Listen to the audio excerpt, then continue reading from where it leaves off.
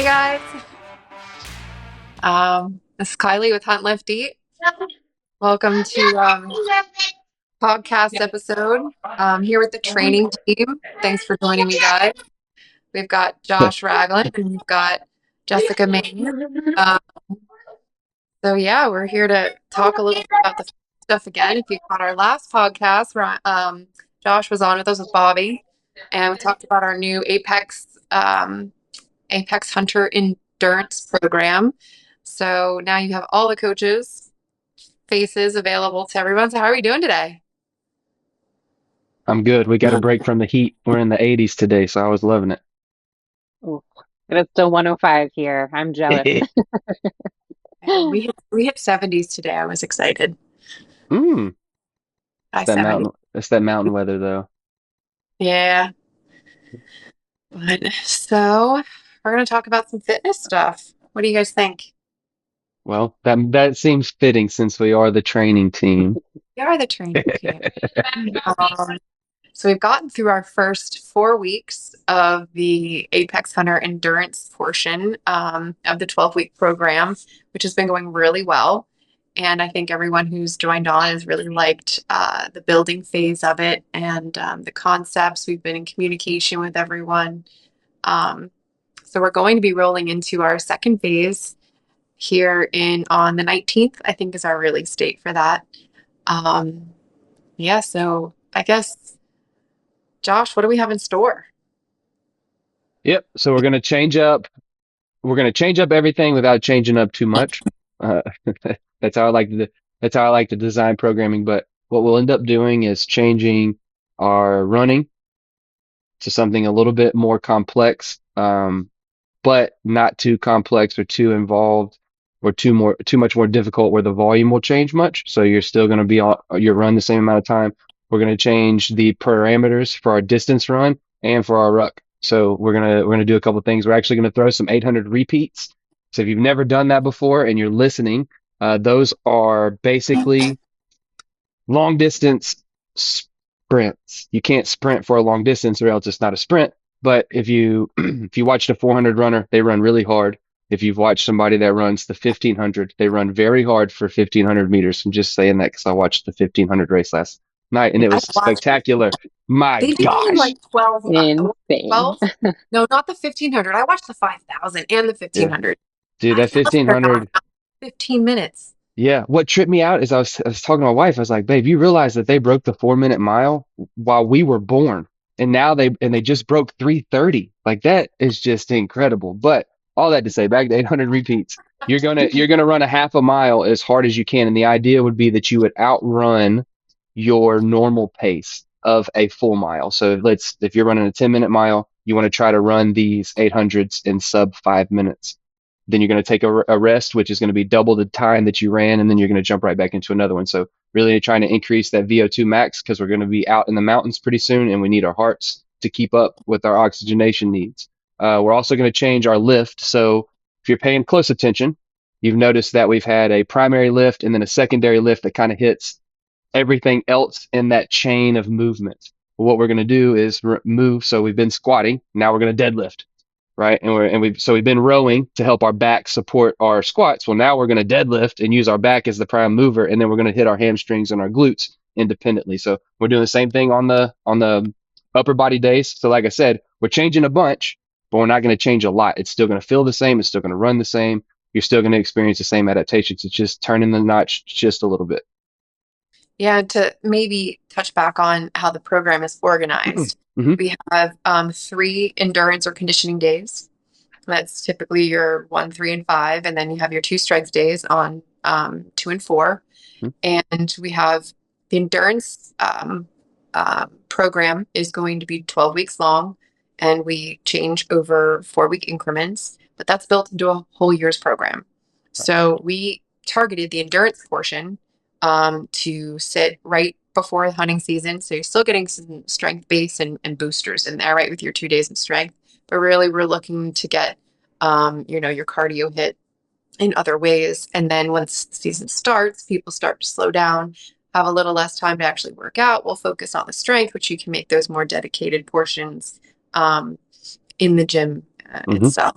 So another really cool thing that we were doing with the program, and we highlighted previously, was that there is a standard and a modified version. So the modified version is really just to address different people's fitness levels.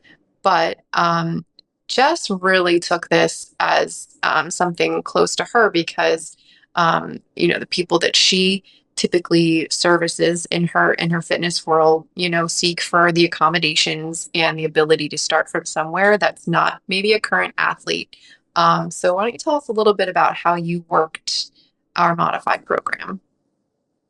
Yeah, so kind of you already touched on the why, but I like to, I guess, kind of summarize it with like every body is different, right? And like not just training capacities too, but as we look at the outdoor community and the hunting community, we have different lifestyles and different professions and different like hunting needs, right? East Coast, Midwest, Western hunting, like it's all a little bit different too. So as someone who has hunted the Midwest my entire life and then jumped into some of these like Western training programs, even myself, I'm like, holy cow, like this is no joke. So that's kind of a little bit of like where I've been part of the team for 2 years and like looking at some of these other programs and like striving for those goals. We definitely all want to be striving to raise that bar, but wanting to, like you said, kind of give it a little bit more open and accessibility points to those different walks of life. So taking kind of that standard program that Josh has built, both of these modified and standard as we're calling it, both of these programs still align. We're still training towards the same goals. The movements are still the same.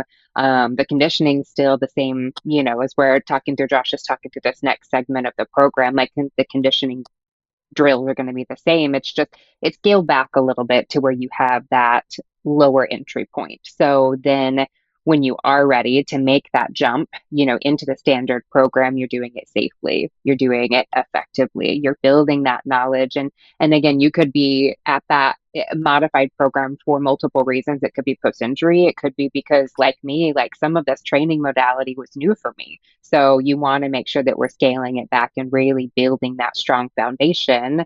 And then we as coaches are there to help give you those tools if your goal is to be at that standard program or that higher level of fitness.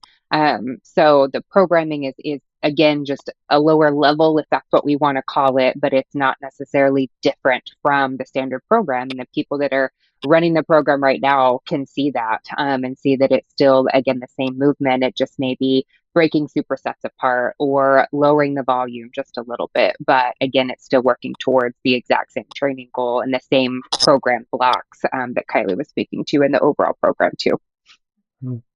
Yeah, that's great. I mean, when we first started working through some of the existing programs, because we do have a whole set that are really geared towards, I would say, more Western style hunting. We do have a bodybuilding program and we have some others, but the really big engine builders, which are, 2 hours a day of working out and trying to roll that to our community and forward face a little bit. Not that we struggled, but we didn't think it was 100 what we were asked for. We were asked for something a little bit different, right? To bring it home a little bit more and home literally in your home if you can, within people's working schedules. So 45 to 60 minutes. All of those targets that we really tried to hit. And part of that too was, listen, I haven't been out west to do hunting. I anticipate trying to get there. Maybe you have a hunt booked 2 years out. Well, I need to start with this program and not jump into the DAR or, some of the other programs where your intensity levels and your volume levels just are phenomenally greater. Um, Yeah. I think some of the other things we also wanted to work in and target or maybe talk about a little bit are body awareness, positioning, what the program feels like while you're in it. I'm trying to search for maybe some other words if anybody wants to jump in for it, just so that you're soliciting the intention of the program and getting the most benefit out of it. Hmm. For example, if you're doing a deadlift and you're complaining that your lower back hurts the whole time, well, there's something either wrong with your form, your flexibility. Maybe you're going too low and not hitting your tension points. Maybe you're don't have muscles that are firing properly. So there's just a combination of reasons why you would say, hey, every time I deadlift, my back is just feels like it tires is the first thing. So, what would we look for in that? And that's what some of the coaches step in, Mhm. bracing and things like that. So I guess, Josh, what are some of the key focuses in this program for your body engagement and awareness? Yep. That's a good question, and I think it's twofold. I think first is what you're talking about with the bracing and the core work. I think it's really important that as we're squatting relatively heavy, and then we're throwing a max set at the end, as we are, or as we're doing complex supersets that require attention and things like that. The idea behind a lot of that, and especially the unilateral work, is that we use our core because if we are hunting out west or we're doing anything, I saddle hunt a lot for deer on public land, and some of the ways that I have to stand on my steps and maneuver myself around the tree, I mean, I have to have quite be able to brace myself and feel where my body is in space. And so a lot of this program is built around that idea. And so really, like you're saying, understanding like proper core position, if to make this as applicable to our audience as possible. When you put your pack on and you have it strapped to you correctly, and it feels like it's just sitting on your hips, whatever position your back and shoulders and neck are in, that's the position that you should squat with because that's natural. That has you aligned properly. Now, some guys have these awkward ways that they hike and they're just compensating, but they'll squat like that and then they'll have a weak point. So the idea of keeping the core tight, making sure that it's engaged through all things, because you can do a lot of things in this program. We're going to eventually get into some med ball throws and some tosses. You can throw those things. I mean, they're 10 and 12 pounds at times. You can chunk it. If you're a grown man, easy. Throw that thing across the room. But what we're looking for is for your chest and your body to be engaged so that you're exploding through it. And so it ends up being your return on the investment. You're doing 3 sets of 10. Well, you're only getting 3 or 4 reps worth of work because you're not engaging the middle of your body to facilitate the arm movement. And that's what we're trying to practice. So bracing the core, understanding where it is in space, to understand in a squat, if you're coming up and you oop and you get to that stuck point and your one side staying lower than the other, like understanding where that comes from, like predicting that and tightening up that side so that it stays with it and kind of driving through your feet. And what ends up happening as you're bracing your core, you end up figuring out the imbalances in your limbs. And that would be the next thing that I think we all need to be paying attention to is when we're doing an exercise that has dumbbells or kettlebells and we're going unilateral, like the piston press, for example, we're piston pressing and we're halfway through the set and our right arm feels way different than our left arm somewhere, whether it's the shoulder, the wrist, the tricep, doesn't matter. If that side feels different, we need to connect that. We need to figure out what's going on. Is your elbow slightly turned? Are you pronating or supinating your hand? Are you gripping one side harder than the other? What's going on? And just paying attention to it. And so you want to make sure that all of these reps count and that you're utilizing what you're utilizing. And we haven't thrown anything that I think that's super complex. So I believe everybody can just by looking at the workout, watching the video, say, okay, I'm supposed to feel it here. And if you're not feeling it there, keep going up in weight. Maybe it's a weight thing.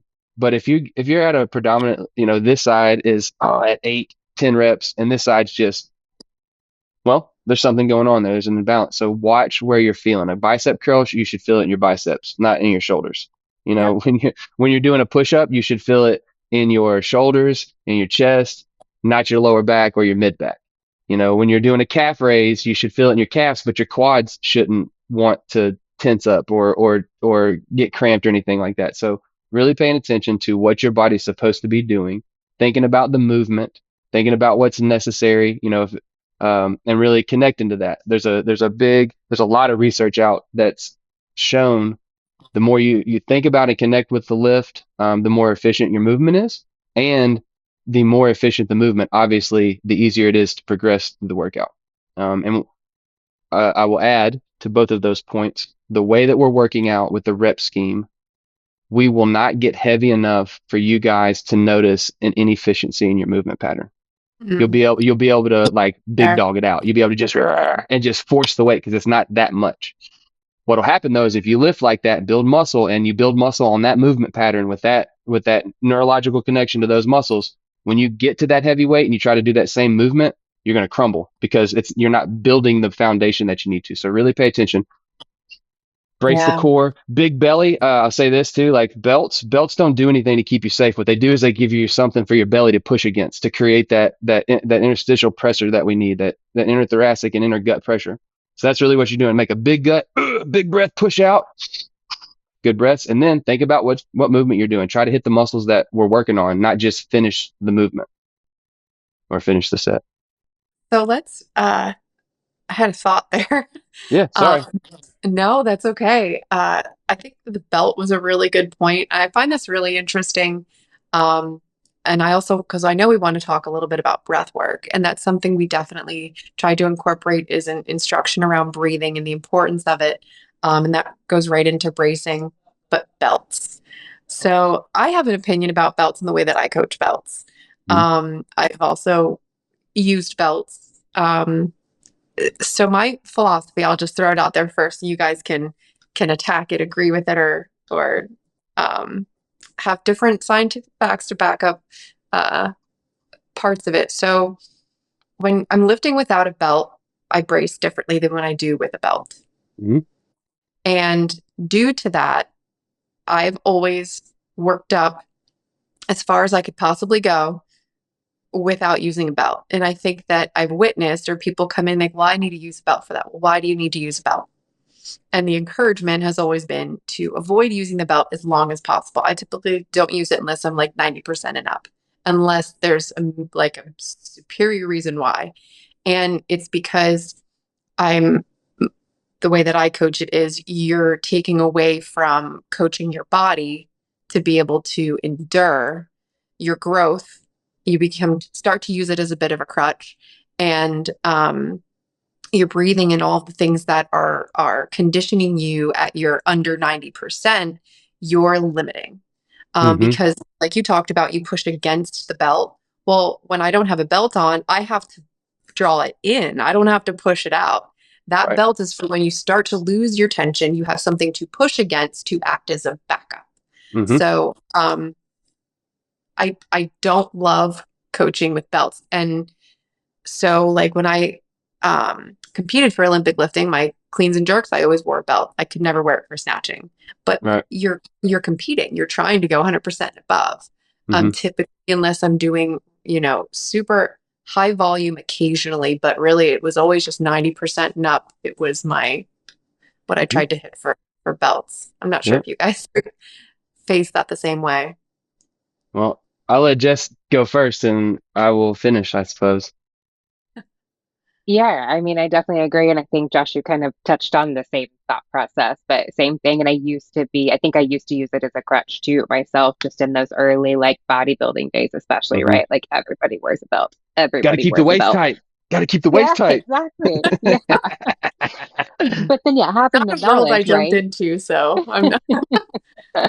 Yeah. But it was exactly that. It was like, okay, well, what if I don't have the gear that I have? And like I'm training deadlifts today or whatever. And it's like, okay, well then my max lift with the belt is not going to be the same as my max lift without a belt because exactly like you were saying, that brace is gone, that crutch is gone. So I have one. I couldn't tell you the last time I wore it because I haven't been training at 90 to 100 for a while for multiple reasons. But yeah, Kylie, I'm with you. I don't like coaching with them.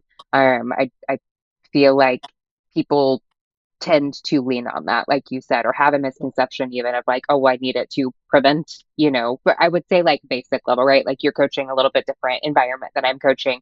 So even with like the general population, it's like, oh, I need it to protect my back, right? Like even that, like very basic level of like that belt's not going to protect you from an injury. So not wanting to rely on that because it is, like you said too, like it's preventing you from building that core contact and building that bracing mechanism. Like you're relying on the belt to Hmm. do it for you. So then again, you move into a heavier deadlift or a heavier movement or make that progress, and you're setting yourself up for an injury because your body doesn't know how to do it naturally. Yeah. 100%.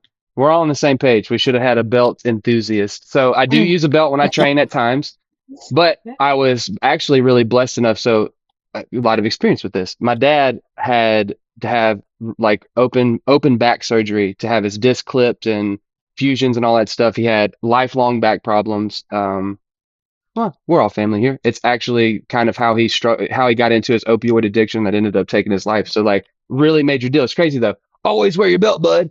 but he was wearing a belt when he was lifting for Mr. Teen Tennessee. He was doing a powerlifting competition, deadlifting with a belt on, and how about Uh, that? And so well, with the belt, yeah. but he swore by belts. So that's the crazy part. That's just a story for me, like a back injury that ruined a person's whole athletic career happened with the belt, but he still swore by the belts. Next step in my exposure to it, I go to University of Arkansas, and my degree advisor had trained and done all of her PhD work at UConn. So she was in one of the coolest human performance labs on earth, and they were actually doing belt testing. And here's the great part: you want to use a belt to squat 90%, 100%. That's fine. Do it. It's actually good for you. I'll say that. It'll help you. And if you're competing, the problem is nobody puts their belt on tight enough. They found that the Mm, protocol to put your belt on tight enough to actually make it effective, you have to lay down on your back and do a vacuum, suck all your belly in, all the air out, and have somebody pin it and lay it over you. And then you have to stand up and you basically look like a Michelin man because your ribs are pushed up. And that's the only way you get enough. Wave to everybody. You're on TV. Hi. That's you're the saying only way. everyone's a fake. Everyone's a fake, and it's all mental. Everybody. Well, no, but you have to put it on for it to actually create enough interstitial pressure for your body to benefit from wearing the belt. Now, I do that. I lay down and I pin mine over, but my rule is always if I'm lifting 350 or above. And that's Right. a body weight calculation. If you take your body weight and you're lifting your body weight plus 75%, I will allow you to wear a belt just because I think that it's comfortable. And if you're lifting that heavy consistently with me, then you can benefit from a belt. You can benefit mentally from it. I think, going like, all right, I'm gonna go 105% today. I throw that belt on and Mm, see if we can do it. And see if yeah. you can make those legs move that muscle. And let's see. But I'm not a big belt fan. I think I was a bodybuilder as well, and you got to keep your waist tight, which is funny because, like Kylie was saying, when you brace with a belt, you push your belly out. You make it Yep. worse. Yep. So Yep. yeah, I've used a belt. I used a belt when I hit the heaviest deadlift that I've ever hit, and then 3 days later, the heaviest squat that I ever hit, and I did not wear a belt for the squat. So it, Yeah. and it was mental for me. I didn't feel like wearing the belt that day. I thought I could do it without it, so I was going to. So, and I agree with both of you two ladies that if you train with the belt all the time, you're limiting your top end performance because your top end performance is going to be without that belt. And I'm sure we could go on and on about the Belts. the nuances, right, of Sure. someone who's injured might benefit as Hmm. they're recovering. Totally. Someone who doesn't use it properly could get injured, Not right? using it properly. Yeah. Regret to not use it properly. Yeah. It can be used to build mental confidence to accomplish, and it can be used to hinder your confidence and Hmm. limit your mental ceiling, for achievement. So it's really interesting. I think a really interesting topic for belts. But we got into that for reason of breathing and stuff too, right? Hmm. Because we're Yep. talking about bracing and knowing your body. Jess, talk to us a little bit about breathing. I think that this is something you work in all the way, from mobility to cool down, but I think we'd like to hear your concepts of the integration of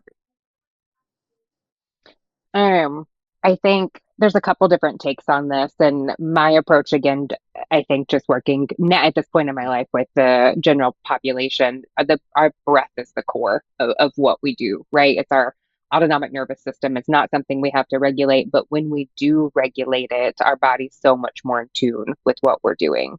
And then there's also something that like I've really been digging into lately with part of some of the women's seminars that we've been doing is also the connection with that to our vagus nerve, which controls a lot in our body. And even being Mm, able to, as we're warming up, I think it's essential. So through all the mobility work that Josh has put in, um, I also had a thought on this earlier when you were talking through about body awareness, like the mobility programs is a huge like yeah.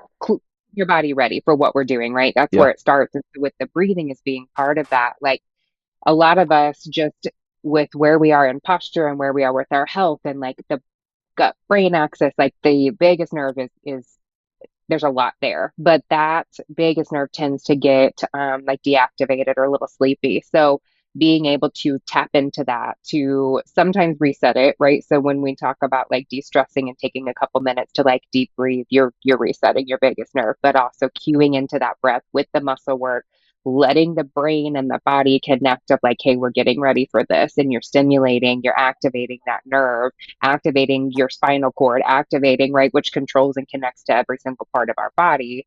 Like that's one, I think, really crucial way for me anyways of like why breath work is so important. And again, we know that like obviously we need optimal oxygen and everything as we're getting through our workout. So like breathing in the lift is a little bit different, but like when we're talking that warm up and through the mobility and through even like the cool down or the end of the exercise, it's also just, Mhm. I think, kind of coming back to that body awareness and like letting your body know like, hey, we're getting ready to do this, and like being able to turn on all the sensors that need to be turned on. Yeah. So what kind of recommendations for breathing in the different parts of the workout? So when we're going through the mobility session, we want to take deep breaths as a warming practice, right? To start getting your body engaged. And then when you're actually in the workout, depending on if you're holding tension, right? So breathing goes with the tension, you're typically going to hold your breath. You're going to hold it in, not blow out and then pause.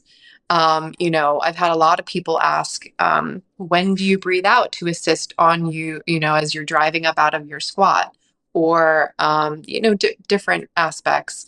Um, so I guess what would be a key element to understanding the breath work through an exercise? What do you guys think? Jess, you want to go first? You can. Yeah. I'm a full rep breather, Mhm. but well, let me say this. If I'm lifting heavy weight, we're going to take it a big breath, brace that body like that. We're going to go down to the bottom and we're going to hold our breath through the whole thing because we're keeping that air in there. And as we come up, we're going to keep it tense. And when we get past that breaking point, we're going to just blow it out. Then we're going to take two hook breaths. On that second hook breath, that third one is a big deep one again. Down through the squat, come back up, blow it out. That's how I do it. And what helps with that is you get a little dizzy as you come up, and that's normal. That's good. There's a nervous system response that comes with that we need. Then you blow it out and you regulate, just like Jess is talking. You're telling that vagus nerve, I'm okay. I'm okay. Then you boom, you hit a next rep. And so what you're actually doing is really stimulating your nervous system to like go. And I mean, everything's going. And then if I'm doing sets of 8, 12, 15, I breathe as I need to. I try to find a rhythm somewhere with how the weight's moving, how my body's moving. I mean, if it's a jump lunge, where I'm switching both feet, it might be a breath every time. If it's a jump squat, it might be a breath every other. It's just something you have to feel, but always, like Jess was saying, I think that's very important to talk about that Vegas nerve. In between sets, reset yourself. So I had a really interesting story. I was lifting weights. I took a little bit too much caffeine. I was, but I needed to shoot my bow before it got dark. So I was shooting my bow, and I realized before I shoot a recurve, and I was trying 35 to 40, and I realized I was getting like I was having an adrenaline rush trying to focus on this target, and I just like I do in between sets, I went and I just watched everything calm down and I don't release that arrow. And it was a decent shot because I remembered. So it actually translates really well, like in between sets, in between reps, getting that breath back together and boom, it actually translates to the field. So that's all. Oh, I just knocked my table. Yeah. So that I got two different breath styles, big ones and then little ones. If that makes sense.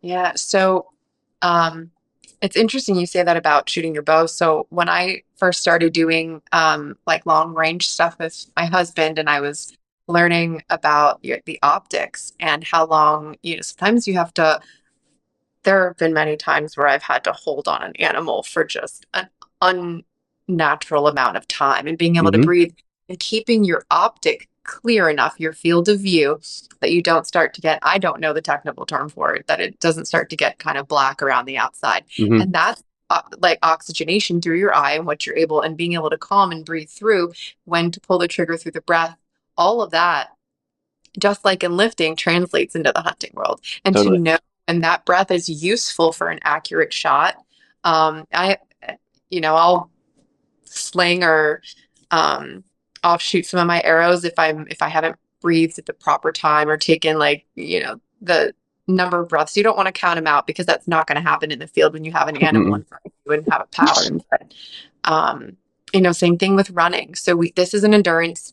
portion of it. So breath during running, I'd like to touch on that for a moment.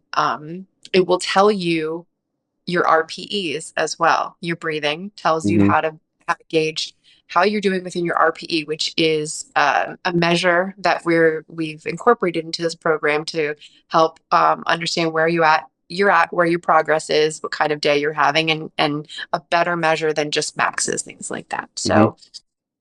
So for me, if I'm running and I'm out of breath immediately, okay, so this is the warm up part. I need to get through this before I actually start my running because I haven't conditioned my body to start. That's usually around like the first lap. I'd say, 400 to 800 meters. I can get through that unsteady, unregulated breathing part of it until I've settled in. Okay. Now I can have steady breathing depending on what the workout is. For shorter sprints, you're going to be out of breath much faster, but you want to work on being able to control it for the recovery. That's the important part, right? Is Mm-hmm. is being able to recover how fast, and giving yourself proper time. The longer runs, it might take you longer to recover your breath afterwards, but if you're getting into a breathing cycle by the time that you're done for your cool down, not just coming to a direct stop, but allowing your body to regulate itself and taking those deep breaths. I'm an in through the nose, out through the mouth. If you forget to do it, you start breathing heavy just out of your mouth. You know where you are in your heart rate and your Mm-hmm. RPE. It's different triggers. You pay attention to how your body's responding to the exercise. Your breath is a huge indicator of even a WOD. If you're Yeah. breathing like crap in the beginning of a WOD and you've got 5 rounds left to go, we need to have a discussion about how you've peacocked and approached your WOD, right? Mm-hmm. Um, so it all interrelates in my book. But Yeah. There's a lot to be said about the style of breathing. You said in through your nose, out through your mouth. There was a bunch of research being done when I was in college, and I had Matt Gagnon was one of the doctors in our human performance lab, and he's super, super deep into cardiovascular adaptation. And through him and through continuous reading and stuff like that, breathing through your mouth causes a feedback mechanism that tells you that you're in distress. It's an emergency response. And so you start stimulating during your workout, which is not good, especially for the fellas, a big cortisol dump and this adrenaline rush. And we feel that a lot of times for us untrained runners as the runner's high, but it's actually your body freaking out. Oh gosh, we can't do this. This guy's breathing. it was too hard. Yeah. So what I started doing was trying to just nose breathe on a run and see how long I can nose breathe. So run the same pace, the same distance every week. This is a little experiment I did on myself. I'd run 2 miles. I try to run at a 10-mile pace or 10-minute pace, and I would try to just breathe through my nose. It's really difficult, You but never opened your mouth. never open my mouth, just jog and breathe through my nose. But it makes a ton of adaptation. So then I started thinking, okay, I'm just going to pay attention to what I'm doing when I run. I'm not, and that's what I wanted to say about as we're getting into deeper running and a little bit more complex running. Don't just run and breathe the way your body's telling you to. Mhm. Because if you're not a super Right. trained athlete psychologically, your body's going to tell you that you're in distress and you're not going to breathe correctly. So like focus on controlling your breathing while you're running, and eventually you're going to get a lot more proficient at running, and you're going to have your mind around it a lot better. You know what I'm saying? So don't just dog it and be like, all right, Josh said 30 minutes or 3 miles, whichever's first, and just go and just Yeah. like, no, try to create some other adaptations on your whole body and breathe normally as best you can. Try to control it. Yeah, that's really fair because have you seen the mouth tape that a lot of athletes are doing now? I think that Hostage tape. what is it? It's called hostage tape. Is it really? I don't know the Yes, real there's a term for brand. this There's a stuff. brand called hostage tape, and people sleep with it. I'm like, Well, yeah. so the sleeping is probably so that your significant other doesn't snore, which fine. Um, but so I do believe, and I think we might have even touched on this in the last podcast because I talked about the elevation masks too. Mm-hmm. But I do see areas where there's benefits in order for people to correct or adapt their breathing Yeah. properly. Mm-hmm. As far as using it as an everyday mechanism, uh, I don't think it's appropriate. But as far as oxygenation is concerned, when it comes, it's for lifting too. I'm at target running for this.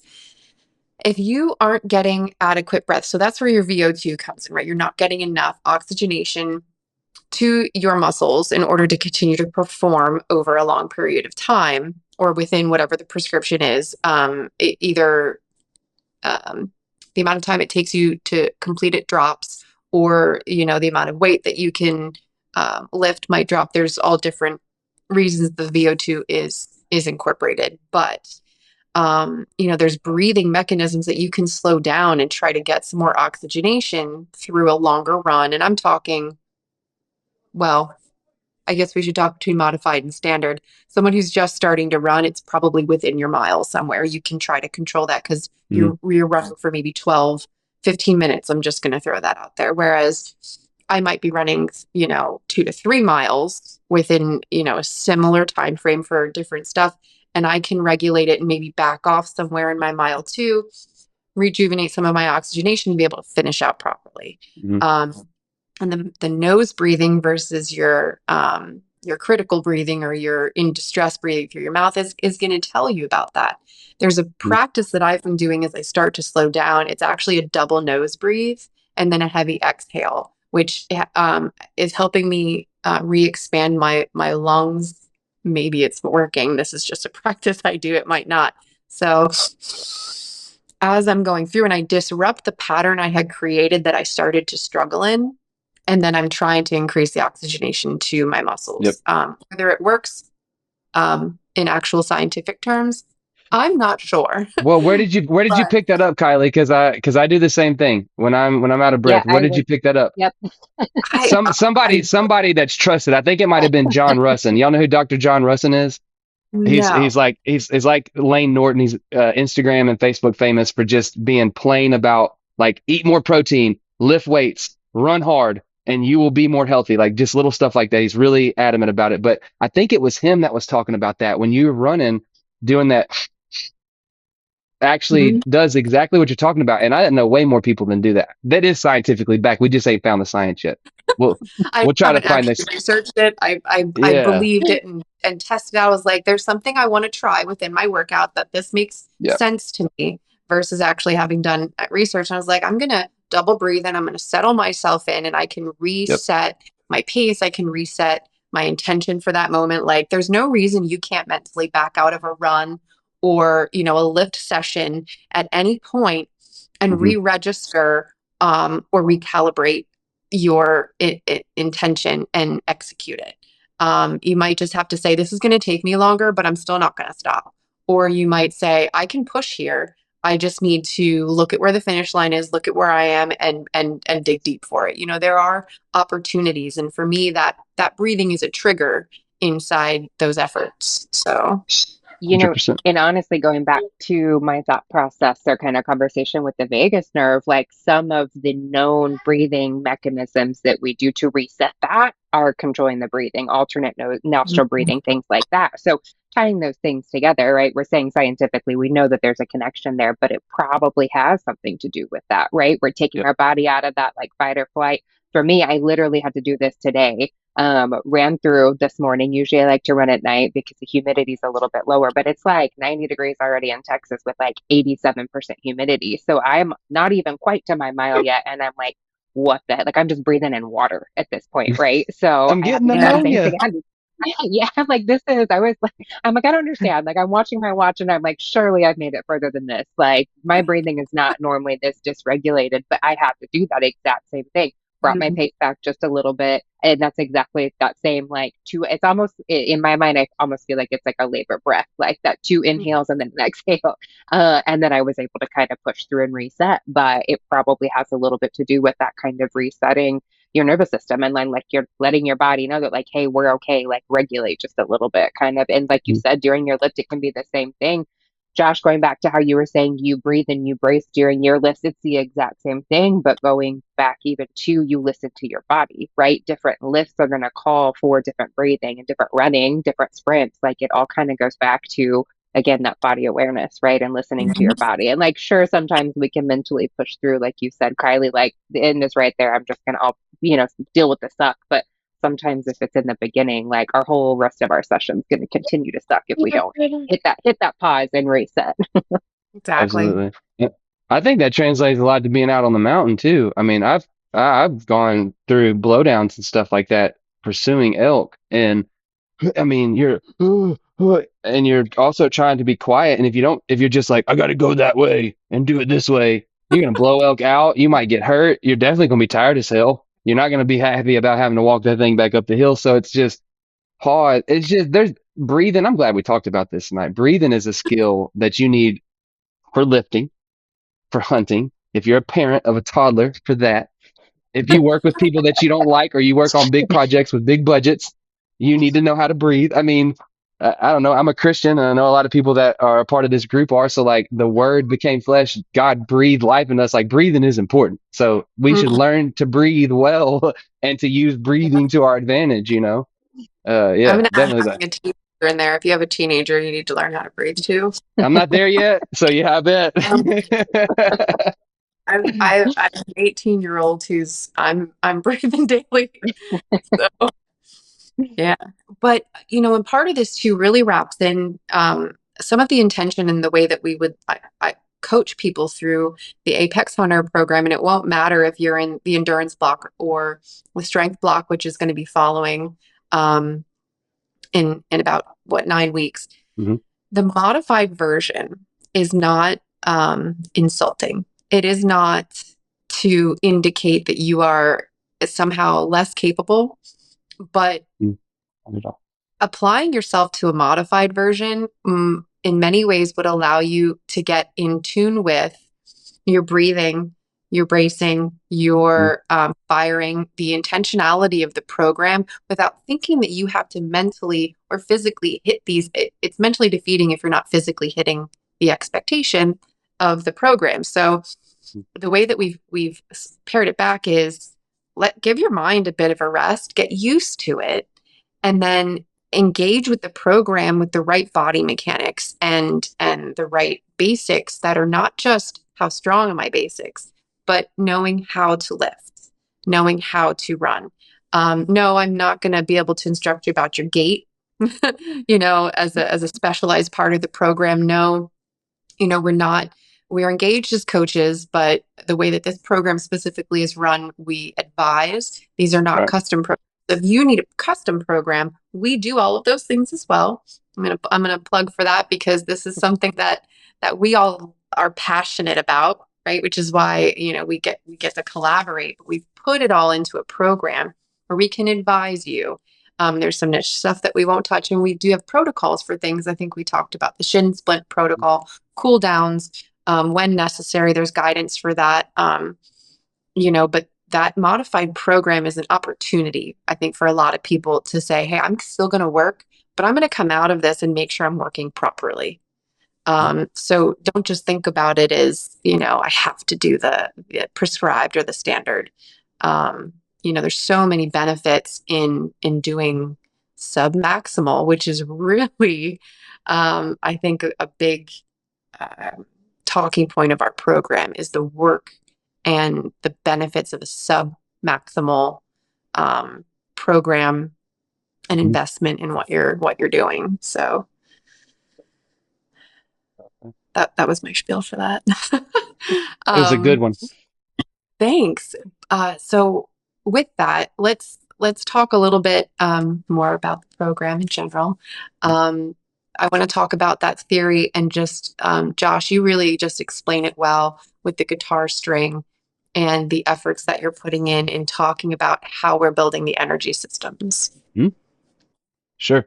The idea, and I guess I can just repeat it. It's just nobody's listened before, but when you think about playing a guitar or a banjo or anything like that, any stringed instrument with your fingers, you can pluck a string up to make it make noise, or you can strum the string down to make noise, and or pull it from above, or you get what I'm saying, pull up or push up. If that makes sense. So from above or from below. When we think about lifting, what we want to do is pull from above. And that is evident in if you look at weightlifting chart where it says 80%, how many reps you're supposed to do. It says 8. If you can string together 8 sets of 8 at 80% with the prescribed rest, which would be 45 seconds to 1 minute and 10 seconds, you will not complete all of your reps.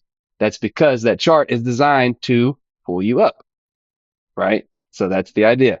Then if you're thinking about running, Olympic runners, distance runners, they're unique, but their primary mode of getting faster is not to go out and try to run as many miles as they can faster than their best mile or their event faster than they ever run it all the time. What they do is they run at a higher pace for a lower amount of time, which is similar to what we're doing with the strength training. But the majority of the time, what they're going to do is run at a sub maximal pace for longer than their event is, or for a longer volume for the week. And that's just general. That's not all the way. But for us, for guys and gals that are not going to be running 20 plus miles a week, we're not going to be lifting weights for 2 and 3 hours a day. We're not doing specialized stuff and all that. It's a good general rule. When we're lifting, we want to try to lift a little bit more than we should be able to. And when we're running, we just want to run longer than we're able to. That was succinct. That only took a minute and some change. So Yeah, that's great.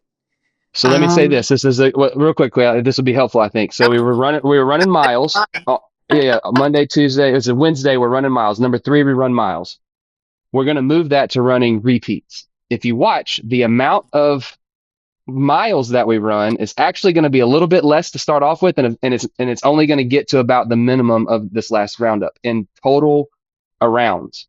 But what I'm going to ask you to do is run that pace a little faster because these are short, right? So we're expanding our distance and we're kind of breaking our rule because we're truncating it down the distance and we're kind of pulling up and pressing from the bottom at the same time. Now, when we go back on the back end, what I'm going to have you do is run way more mileage. The last phase, you're going to run way more mileage, but you're going to run slower. What you're going to find out is when we test at the very end, that combination of running hard, then running really hard for a little bit less, and then running kind of hard for a really far distance, all that put together is going to make your mile time drop. There oh, you go. I'm excited for dropping mile time. Yeah. And then, um, so I've been running way more miles every week, and my program is that, I put into place for me to kind Mhm. of weave it in and increase is that I'm trying to increase my volume Mhm. and not necessarily my speed to start. And then Right. I'm going to start creeping in and trying to increase my speed. And I'm Mhm. doing that over extended time, probably a little bit more than 12 weeks, but it's the exact same concept. So one thing that I think people are going to start to forget about, but we should probably mention again, is there is a test in there. You mentioned testing. Mhm. So we issued a test on day 1, which was a sub 4. I think we had shuttles or some sprints in there. And then we're going to issue a test in the second phase as well, just to see what your progress is looking like. Um, toss it in there. It's the exact same test. Mhm. What did we have? It was farmers carries, back squats, and a mile run, right? Mhm. I'm not going to say which order it was in. You have to do the program to find it out. Um, and then we're going to retest at the very end. So another thing that we plugged into the way the Apex Hunter program is designed is that no matter what series you're in, what 12-week series that you're following through, you're going to be tested in some way. And the other tests or the other successes that you will see are through some of that sub-maximal operation. You should be seeing either weights or your efficiency, your RPE grow throughout the program as well. And those are all big wins. Mhm. Small packages, but big wins. Yes. So I'm looking forward to seeing what our team has to offer at the end of this. I think everybody was shocked by the test at first. So Yeah. There's another test. The test is pretty difficult. I have an idea. We did a conditioning test in college, and I think we're gonna run that one the next time. But when you yeah, see it, anybody that stays in this program, the test for strength, we're gonna make it an endurance test because I want to prove the point that even though we're focusing on strength, your endurance is gonna go up. I'm gonna prove my point in 2 sessions, endurance and strength. But the endurance test is gonna be lights out. And if you stay through this whole program and you remember what that mile farmer's carry squat felt like those 2 times in the last test, when you take the test for the endurance or for the strength, you're going to look at it and be like, whoa. And then when you execute it, you're going to, oh, okay, I got it. I'm telling you, it, I have been working the program. I worked the program for a couple weeks. I've got a couple personal clients that I'm using a similar program with. I don't see them as often, and we're seeing some things happen with their bodies and their performance. It's pretty cool. So I'm looking forward to seeing what the testing comes up, and then when we finish, what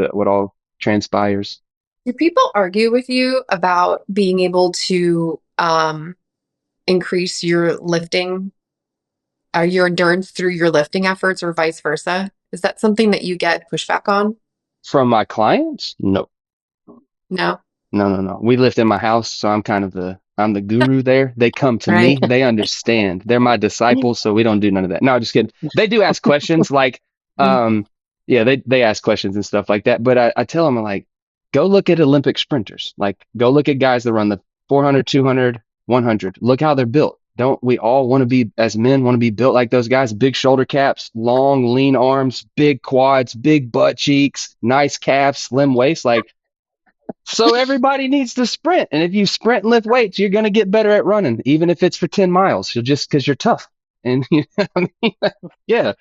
Well, Yeah. sprinting is such a crossover benefit Hmm. for anything. Whether you're trying to even just have general fat loss and you don't want to do anything else, for you, sprinting is such an easy way to implement, and people stay away from it because it's hard. It's sprinting, and you Yeah. actually have to, you know, put some serious Yeah. effort behind it. But there's no other way, in my opinion. If you have sprinting in there, most of your other stuff is going to be successful. Yeah. So, I'm And training it's a funny that soccer you coach. Go ahead, Jeff. I was just going to say, it's funny that you say that like sprinting is hard. It is. I would much rather run sprints 3 days a week in this program than that distance running. Like my body type, and I know that we could do a whole podcast on that, but I would much rather like Monday, I am like excited. I'm like, yes, I shaved. I know we upped our sprints this week, but I shaved time off my split from like the 4 last week. Like I am excited. And then Wednesday rolls around and I'm like, I do not want to do this. I'm the same way. I swear. I came home last night and I worked the elections in Missouri, and so I was 5:30 to 7:30, 8 o'clock, and I got home and I was like, I got to sprint today. I was like, oh, I've got to sprint today. It's only going to take me 25 Yeah. minutes to get warmed up and get it Yes. done. Like, bet. Yeah, I'm training a gentleman. He's a soccer coach at a high school, and he's in his 50s, and he hasn't lifted weights in a long time, but he's in generally good shape. And I was like, hey man, we're going to sprint. We're going to start off right off the jump. First thing we're really going to do is we're going to start getting you in sprint mode. And so we've been doing some plyometric stuff to get him ready, and we started running sprints this week. The first thing I told him is I said, hey Dan, don't try to run like 18-year-old Dan. Run like you're 50, and then we'll work our way up. Because that is the one thing that I will back off on sprints from. They're excellent, but if you haven't sprinted in a while, it's sure. yeah, Yeah. yeah, you can Yeah. make some mistakes. But if you just run as hard as you feel comfortable for a few weeks, then you'll get to be able to you open that gate up and be comfortable.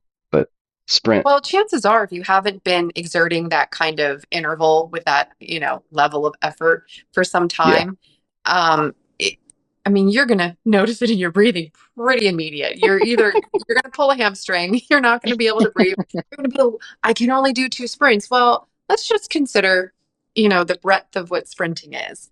I sure. do hill sprints because I do trail runs, and Hmm. I'm not sprinting 8-minute miles up a hill that's on, No, 10 to 20% incline. It's not happening. yeah, Not yet. Um, so, yeah, understanding what your capabilities are and applying it properly to the program. Again, a great way to do hmm, that is through modification or sitting in a lower standard or lower intensity program in order hmm, to impact that. yeah. So it's And hill a great. sprints. Man, we're gonna stay on here for the whole hour, and that's great. Hill sprints, though, like you said, Kylie, I want to put that out there because I don't think a lot of people understand that. Scientifically speaking, a hill sprint is where anybody that's detrained should start because you don't lengthen your gait all the way, so your hamstring is not pawing at the ground, and you're not decelerating on flat. You're basically accelerating the whole way. And where we injure ourselves sprinting typically is on the deceleration part, when we make foot contact and pull through. That's where we pull the hamstring or wreck the knee, pull the hamstring or wreck the knee. So running up the hill is actually the best way to get into sprinting. Yeah. Take that for I what love you that. want. Yes. Go run hill sprints.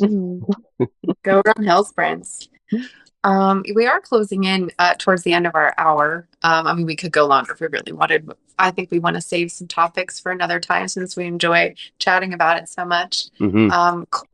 Closing items about program, about the team. So we've got four coaches, and you've got three of them here. I'm Kylie.